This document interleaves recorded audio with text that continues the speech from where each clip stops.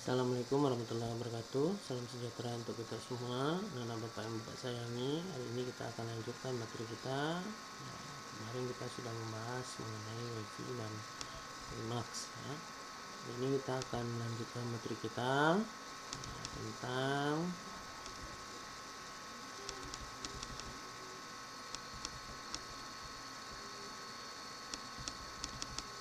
jenis-jenis media untuk jaringan telekomunikasi dan fitur Wi-Fi dan Linux.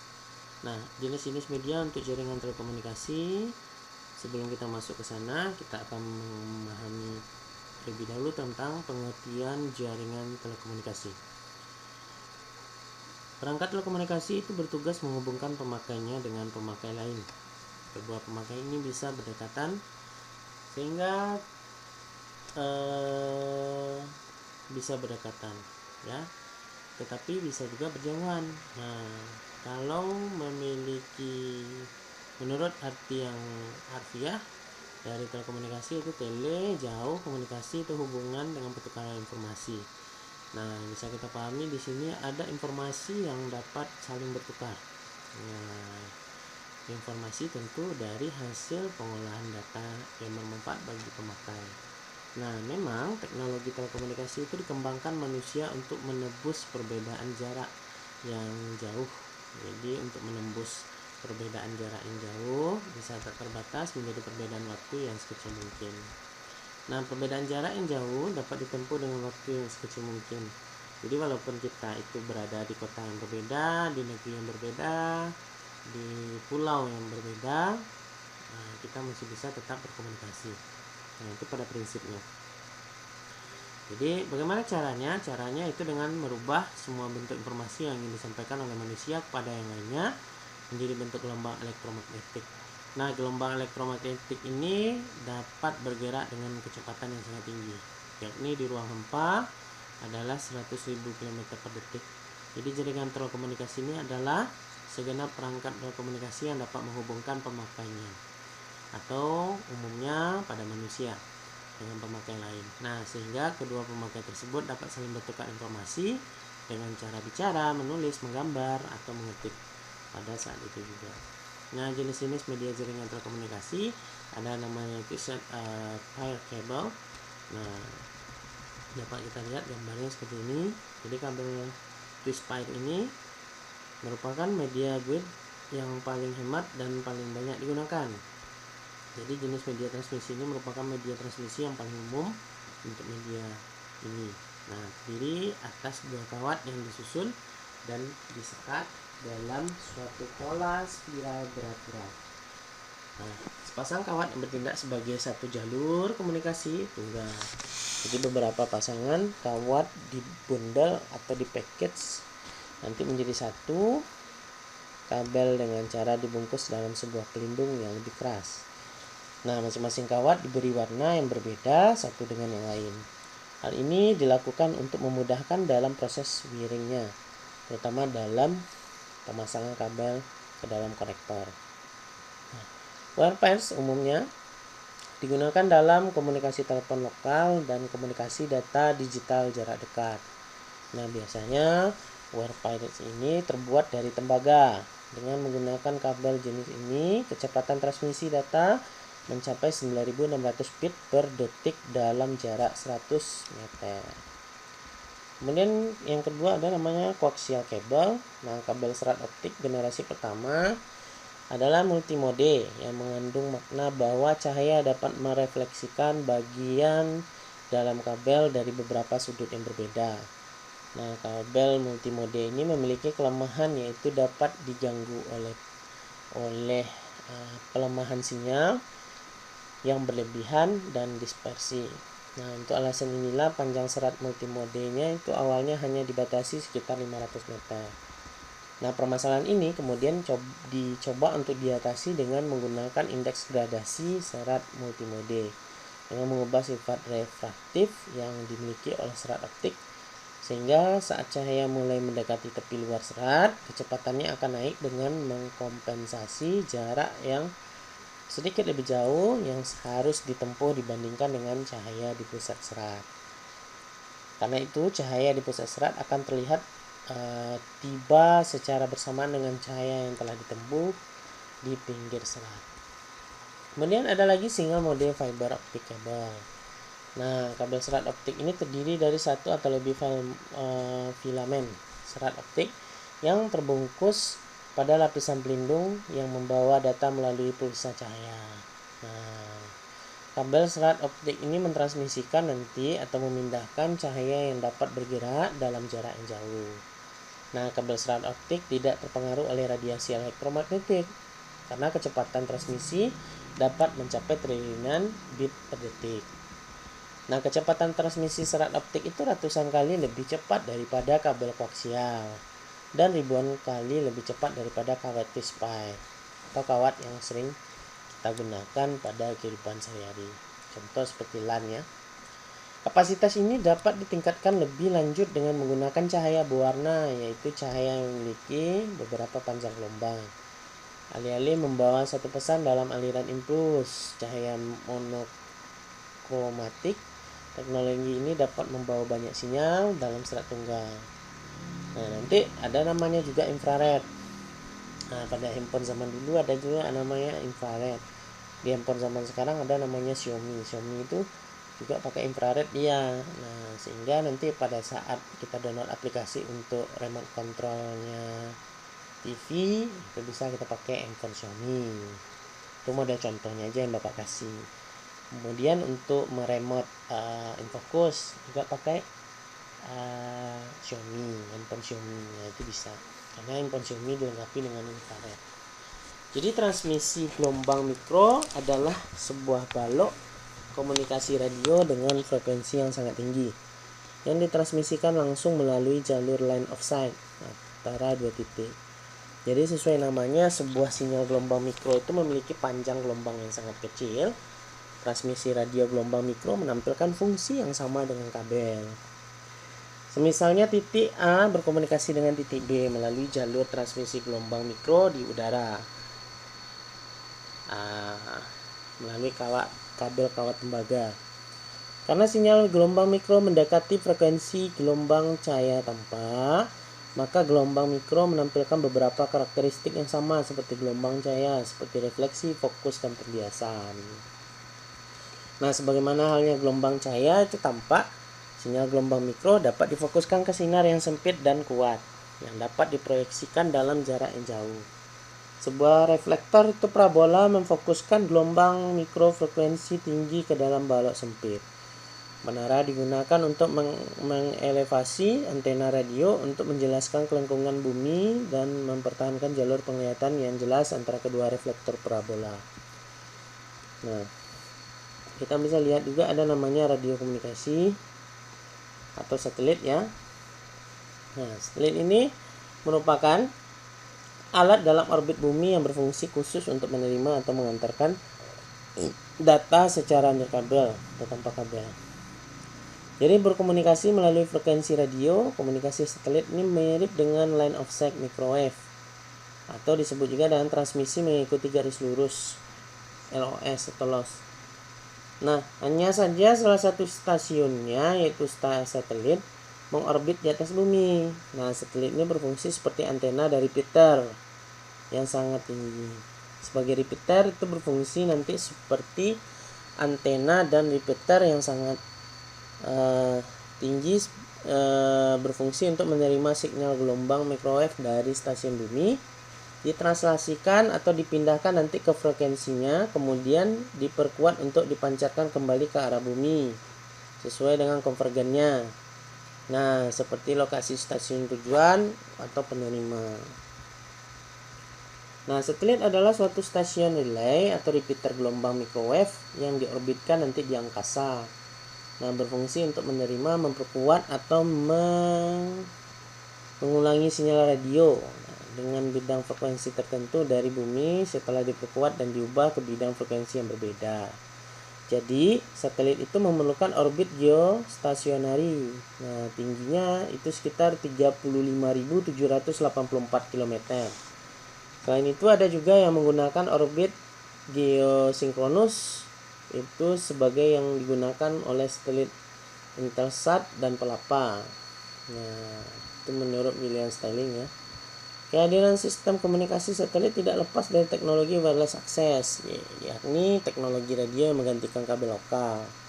Hingga dalam daerah cakupan tertentu seorang masih bisa berkomunikasi sekalipun dalam keadaan bergerak. Jadi teknologi wireless access itu didasari sistem jaringan radio terrestrial. Jadi di mana yang satu dengan yang lainnya terkait dengan suatu jaringan yang terhubung dengan jaringan telepon tetap, atau disebut juga dengan Public Switch Telephone Network atau disingkat dengan PSTN. Ya, sehingga daerah yang tidak terhubung dengan jaringan telepon sangat sulit mendapatkan informasi dari dunia luar. Nah, untuk menjangkau daerah-daerah yang jauh dari perkotaan tersebut, maka sistem wireless access dapat direkayasa dengan menggunakan sistem komunikasi satelit, sehingga akses informasi ke daerah-daerah tertinggal tidak terputus. Karena akses komunikasi satelit bisa menjangkau daerah yang berada di luar jangkauan BTS, yang jangkauannya terbatas, yang tersebar di seluruh Indonesia. Jadi satelit itu menggunakan sinyal radio gelombang mikro sebagai media telekomunikasi yang tidak dapat dibelokkan oleh atmosfer bumi. Nah, satelit ini ditempatkan di ruang angkasa dengan jarak sekitar 35.400 km atau 22.000 mm di atas khatulistiwa. Nah, sistem pengorbitan bumi ini mampu menerima dan menyampaikan suara, data, dan sinyal televisi. Nah, fitur WiFi dan WiMAX itu dapat kita lihat bahwa kita harus memahami terlebih dulu pengertian WiFi.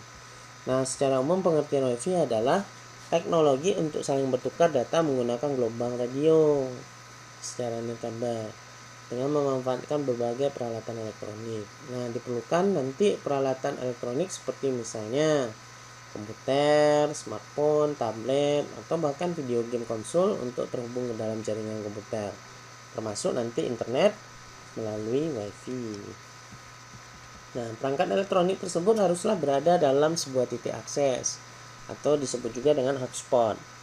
Jaringan nirkabel untuk dapat terhubung dengan WiFi. Dalam satu jaringan WiFi biasanya titik akses memiliki jangkauan hingga 20 meter di dalam ruangan. Dan ada pula yang lebih jauh jangkauannya untuk WiFi di luar ruangan. Nah, WiFi sendiri sebetulnya itu merupakan singkatan dari wireless fidelity. Nah, pada umumnya untuk bisa terhubung dengan sebuah perangkat elektronik, WiFi menggunakan frekuensi gelombang radio dalam rentang 2,4 GHz sampai dengan 5 GHz. Nah, semakin berkembangnya zaman mengubah internet dari yang sebelumnya hanya merupakan kebutuhan tersier, kini seakan-akan sudah menjadi kebutuhan primer. Nah, karena itulah kemudian cukup banyak juga pebisnis yang memanfaatkan adanya WiFi agar pelanggannya dapat menikmati waktu lebih lama di restoran atau kafe miliknya. Nah, ini fungsi WiFi itu apa sih? Nah, jadi salah satu fungsi WiFi adalah untuk berbagi data. Setelah memahami pengertian WiFi di atas, tentu kita sudah bisa memahami bahwa salah satu fungsi WiFi adalah untuk menghubungkan perangkat ke dalam jaringan lokal maupun jaringan internet. Nah, namun apakah hanya sebatas itu saja fungsi WiFi? Ternyata masih ada lagi fungsi WiFi yang mungkin belum kita sadari, seperti beberapa fungsi di bawah ini. Misalnya menghubungkan perangkat ke dalam jaringan. Berbeda dengan jaringan kabelan yang terbatas penggunaannya, ya pakai kabel, sementara WiFi itu bisa digunakan di banyak komputer tanpa menambah jumlah kabel. Nah, itu dengan begitu WiFi memudahkan banyak pengguna untuk sekaligus terhubung ke dalam jaringan. Nah, berbagai data antar perangkat itu misalkan kita mempunyai dua buah perangkat elektronik lalu ingin memindahkan data di salah satunya ke perangkat lainnya, WiFi dapat dimanfaatkan untuk hal ini, sehingga kabel data tidak lagi dibutuhkan dan menyebabkan pekerjaan yang lebih praktis dan efisien. Kemudian modem dari smartphone. Nah, memang dengan adanya WiFi, sebuah smartphone itu dapat terhubung dengan internet, sehingga pengguna tak perlu lagi menggunakan paket data yang berbayar. Namun tidak hanya itu, jadi jika smartphone kita itu mendukung perangkat wireless, maka kita bisa menjadikan smartphone tersebut sebagai modem. Nah, itu yang biasanya kita gunakan sehari-hari. Nah, hal ini sangat berguna terutama jika kita berpergian ke tempat yang tidak tersedia WiFi. Jadi, jika pakai data kita habis, atau tidak cukup, maka ketika ingin mengakses internet melalui laptop misalnya, Nah, kita dapat memfungsikan smartphone sebagai modem. Nah, caranya kan udah tahu kan, hidupkan hotspot, kemudian nanti pilih nanti wireless jaringannya, pilih nama kita, kemudian koneksikan. Nah, yang menggunakan sinyal WiFi untuk terhubung ke laptop. Jadi kecepatan internetnya lebih pesat. Nah, ini tentu sudah bisa kita pahami oleh para pengguna smartphone. Berbeda dengan saat mengakses internet melalui jaringan seluler yang terkadang cepat, terkadang lambat, tergantung keberadaan sinyalnya. Ya, semakin jauh kita dari pusat modem, maka tentu semakin lambat. Nah, biasanya kecepatan akses internet itu dengan menggunakan WiFi lebih terjamin kecepatannya. Nah, salah satu indikasinya adalah kita bisa nanti melakukan streaming video tanpa terputus-putus. Pengundian dokumennya juga lebih cepat, aksesnya tidak membutuhkan loading. Nah, kita masuk lagi ke pengertian WiMAX. Nah, WiMAX itu merupakan singkatan dari Worldwide Interoperability for Microwave Access. Jadi WiMAX itu sebuah teknologi akses nirkabel pita lebar yang memiliki kecepatan lebih tinggi dengan memiliki jangkauan yang lebih luas. Nah, WiMAX itu merupakan evolusi dari teknologi sebelumnya, BBA atau Broadband Wireless Access, dengan ditambahkan fitur-fitur yang menarik. Nah, di samping kecepatan data tinggi yang dimiliki WiMAX juga merupakan sebuah teknologi dengan open standar dengan kecepatan data yang lebih besar. Nah, jadi WiMAX itu dapat diaplikasikan sebagai koneksi broadband atau last mile ataupun backhaul. Nah, seperti itu.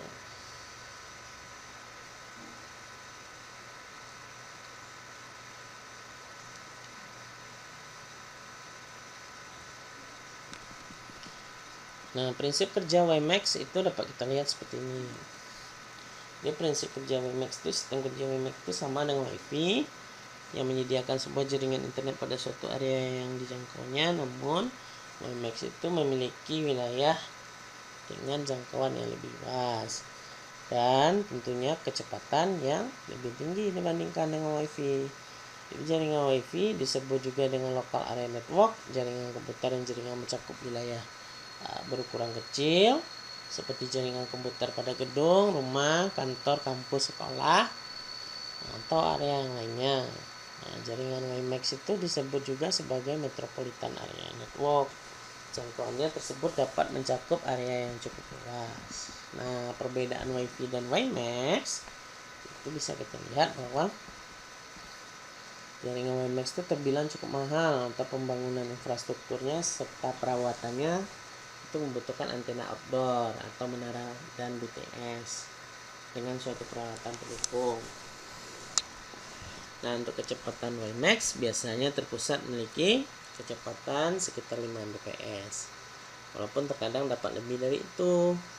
Nah, pengguna WiMAX juga dapat untuk menyebarkan antena WiMAX dengan hal yang menutupi sebagian besar wilayah sebuah kota atau mirip dengan jaringan data seluler. Nah, pelanggan membutuhkan nanti sebuah modem WiMAX khusus untuk dapat mengakses menggunakan jaringan WiMAX tersebut. Nah, WiFi itu nanti memiliki biaya yang relatif murah, kecil, dan router portable. WiFi tidak perlu membangun sebuah infrastruktur pendukung, tapi jaringan WiFi hanya mencakup jarak dekat.